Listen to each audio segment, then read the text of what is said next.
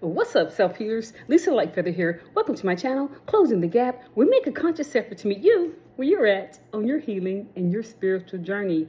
Thank you for all of my supporters, and thank you for the newcomers. We appreciate you. So my channel is primarily on spiritual and healing, right? Your spiritual and healing journey. But it's also, I kind of focus in on the narcissistic empath dynamic, right? A lot of our trauma is caused from being within narcissistic relationships of some sort. So today I wanted to come on and speak on the topic of parental alienation and narcissism, and how ultimately it is a form of emotional incest. When one parent is alienated, made to look like the bad guy, and the other parent has the child, and they're dropping these little subliminal messages that the one parent that's being alienated is bad in some way. It is a trifecta of isolation, control, and manipulation of the child and of the alienated parent. What the narcissist will do is that they may use a tactic where they tell some truths about the parent. Like, for example, your father did nothing but work. Truth. The father worked all the time because they had to. Then they might add a lie in there like, and he never cared about you. Lie. So they'll add a little bit of truth that the child can see. Well, gosh, my dad always did work. He was never home. He always worked. But the lie is the fact that he didn't care about you. The reason he was working so hard was to take care of you. But the narcissist will negate that part and just tell you what a bad father he was, how neglectful he was, never saying what they did. A lot of times with narcissists, marriage and pregnancy happens really fast, right? An unhealed empath can hook up with a narcissist, and within 12 months, they're married and already pregnant and getting ready to have the child. Things like that can happen because narcissists, remember, they like to move really fast. And the empath can find themselves in a situation, right?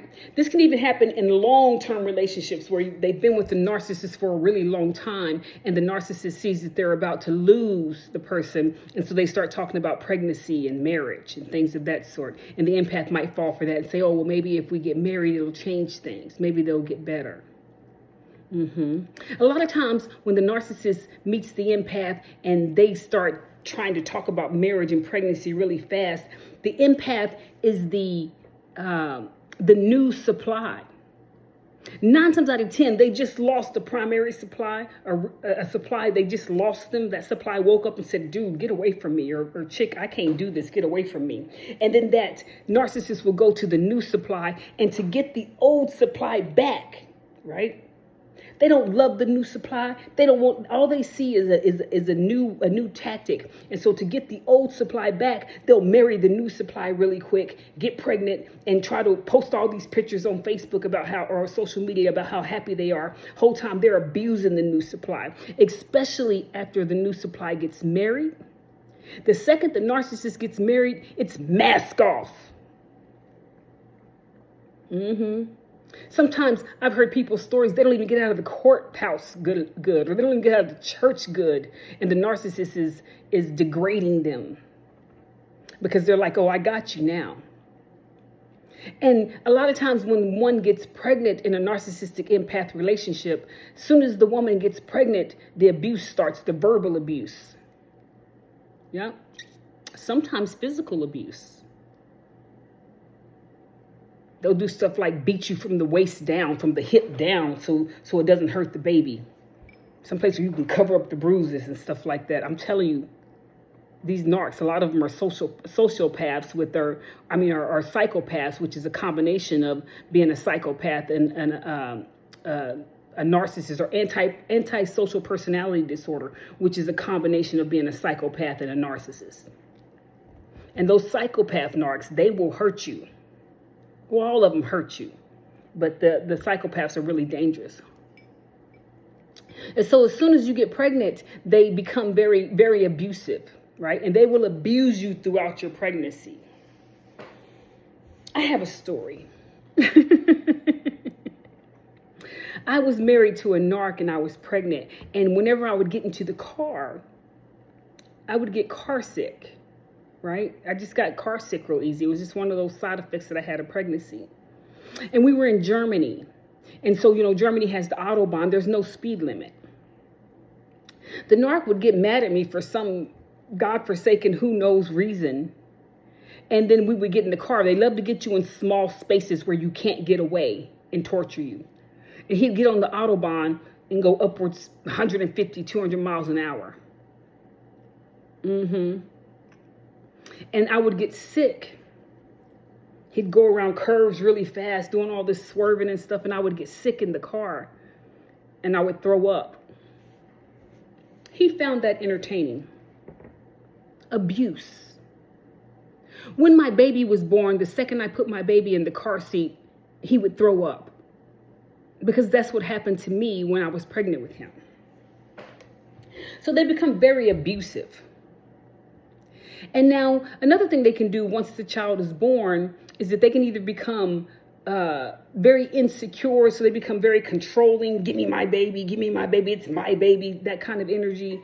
Or they become jealous because you have to nurse the baby or because you have to take care of the baby. The baby comes first. And the narc is jealous because the baby is taking all the attention. That's crazy work. So there's a lot of emotional abuse. A female narcissist may be a vulnerable narcissist where as soon as she gets pregnant, she becomes the damsel in distress. And she needs so much help, she can't do anything by herself, just drains the man. It's like the longest 9 months of his life. Now I can see if she is high risk and, she's bedridden and stuff like that. And even then, a woman that's healthy will still try to get up and do things for herself. And the man will have to say, no, honey, come lay down, stop. And she'll be like, leave me alone. I got it. But a vulnerable narcissist will use up every ounce of his energy so that he has to, take care of her every day of the pregnancy. Yeah, it'll be the longest 9 months of a man's life. Now, when a woman is abused when she's pregnant, she can suffer from something that's called postpartum depression. The reason she can suffer from postpartum depression is because she's abused, she's unsafe throughout the whole 9 months, and her hormones are just working really, really hard to create this human being. So her hormones are all over the place, right? Everything in her body has changed. And when she gives birth, the hormones are way up here. When she gives birth, about 48 hours after she gives birth, the hormones crash, boom. And now the woman is in the opposite effect where the hormones are all over the place, but they're at the lower end of the spectrum. And because she hasn't been safe, or she doesn't feel safe in her home, or she's been abused throughout her pregnancy, she has trouble gathering those hormones, her body regulating and getting those hormones back into a regular state. And she ends up suffering from something that's referred to as postpartum depression. Postpartum depression is a real thing. Yeah. And so you've had women that off themselves or off their children because of postpartum depression. It's crazy work. I suffer from postpartum depression, and it's crazy work. You kind of detach from everything. Unless you've been through it, you really don't know what I'm speaking of, but you detach to include your child. You detach from your child. Now, the whole time you've been loving your child, you can't wait to see your child, blah, blah, blah. And then the narcissist there at the time that you're going through postpartum depression, then you have the narcissist there. The narcissist alone is detrimental to one's health. Imagine going through postpartum depression and then having to deal with the narcissist energy. It's crazy work. So ultimately, because you're going through all these things, it's obvious that the marriage isn't going to work and that you've gotten yourself in the way, and now you have a child and you have to figure out what you're going to do next.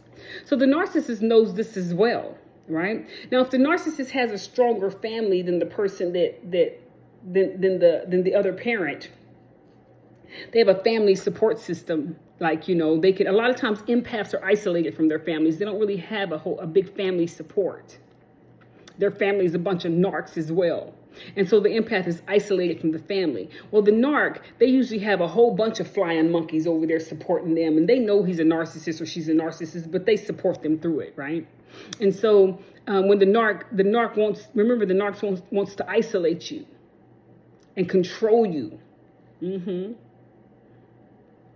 they want to continue to be able to manipulate you. And now that they have a child with you, you are a lifetime supply to this narcissist. The narcissist doesn't have to be with you to suck your energy. If they have your child, they're sucking your energy every single day that they have your baby. Because they know that you want nothing more than to be with your child. So the narcissists usually have a big family support system, and the empath is usually by themselves. So when it comes time to go to fight for custody and stuff like that, if it's the woman, she's suffering from postpartum depression. She's suffering from the fact that she just had a baby. She's suffering from the fact that she's going through a divorce. She's suffering from the fact that she's by herself. She's suffering from the fact that she still has to go to work every day. And for me, I was in the military, and I was a drill sergeant at the time. So I was working 7 days a week, 17 hours a day. And I wanted my baby more than anything in the world, but I couldn't have him. So the narc had him, right? This isn't a personal story. This is overall what happens during parental alienation. But every once in a while, I like to add stories in there that are factual, right? So the narcissist has the child, and the alienated parent is away. And so what the narcissist does is they do something that's akin to emotional incest, where they will either lay on the child's shoulder and say, your father left me. He left me for another woman and left me to raise you. I'm so sad. And the child has to say, it's okay, mama. I got you. The child's taking on adult responsibilities with adult emotions that the narcissist isn't handling well, much less the child. But they will lean on the child and put all the problems, all their mistakes that they made onto the child. The narcissist created this situation on purpose, but then they will play like the victim after it all falls apart. And they will lean on the child. The father might say, well, your mother was good. Like they'll tell some half truths. All your mother did was work. Truth. She never loved you. Lies. And so they kind of mix half truths. And so the child's like, yeah, all she did was work. So, the child is confused. And so the child only has that parent to listen to. They don't have anybody from the other side of the family to listen to go to. They don't have anybody on the other side of the family to go to say, hey, is this true? No, because they've been alienated, and they're forced to feel some type of way about the parent that isn't in the picture. Now, the parent that isn't in the picture may want to be in the picture, but the narcissist will make them feel some type of way to where they feel uncomfortable coming around, like they're not welcome, even if they were good parents. Because the narcissist, remember, their thing is to isolate, control, and manipulate. That's the trifactor that they love to use. And so they will isolate the other parent, make the other parent feel like they're doing something wrong, like they've done something wrong, like they were a bad parent. Remember, the empath is usually alone because they're the ones that break away from the family. They leave away from the narcissistic family dynamic, and they're on their own. But when they're not healed, they have a tendency to attract narcs. And they will continue to attract that narcissistic energy, whether it be in friendships, relationships, whatever, until they heal themselves, until they're able to see the energy. Yeah.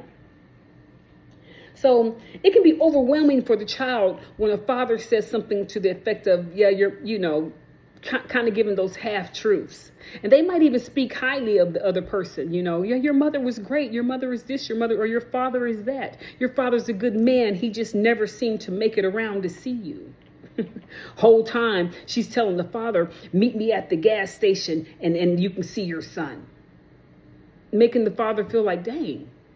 And the father's paying child support and everything. They still alienate the father. They probably don't even let the child know that the father is paying child support. They're spending the child support money getting their hair, nails, and eyelashes done. They're not, the narcissistic parent probably isn't putting that money up for the child for later, nothing. So the child just thinks that the father, the alienated father or mother has left them. It's a form of emotional abuse. And when they cry on the child's shoulder to show how bad the alienated parent is, it's a form of emotional incest. Mm-hmm.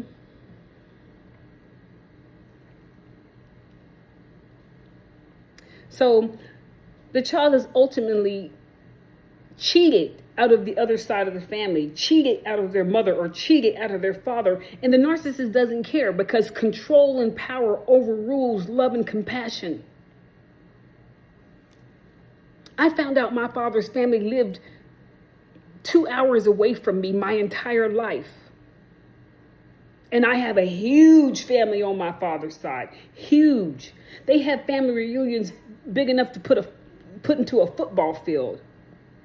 A huge family. I've met some of them and they're good people. I've met some of them that are quite shady as well. So I decided, I'll just stay where I'm at. I'm good. But that's not the point. The point is that the child was never given the opportunity to meet an entire side of their family. Hey, sweetie. Okay, my grandson's here. He's okay. Go back. Go lay down. You're not. Excuse me. I love you. I'll get you some breakfast here in a minute. Huh? Okay, go potty. Grandma, wash your face and everything. Grandma, get you some breakfast in a minute. Sorry about that. Okay. And so the child misses the entire part of their other side of the family because the narcissist would rather have control and power than compassion and love.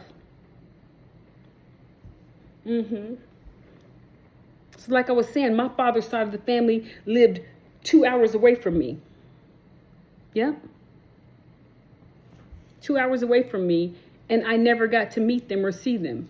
I vaguely remember an aunt, her name was Aunt Betsy, that loved me, but I wasn't allowed around her very often, right? And so they alienate you.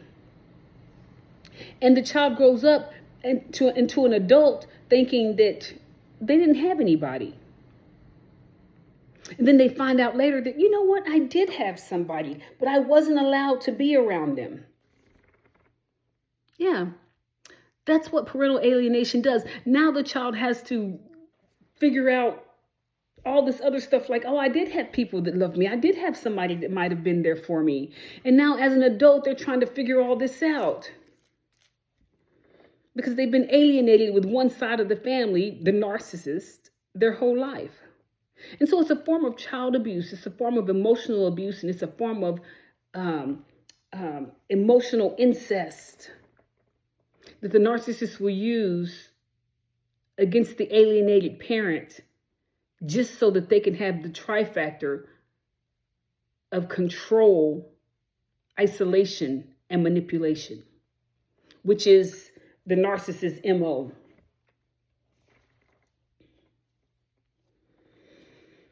Yeah, and it can be overwhelming for the child. But once the child grows up into adulthood and they see that, yeah, I did have somebody else who loved me, and they find out that that other parent loved them dearly, but there was so much manipulation and control that they couldn't get close to the child.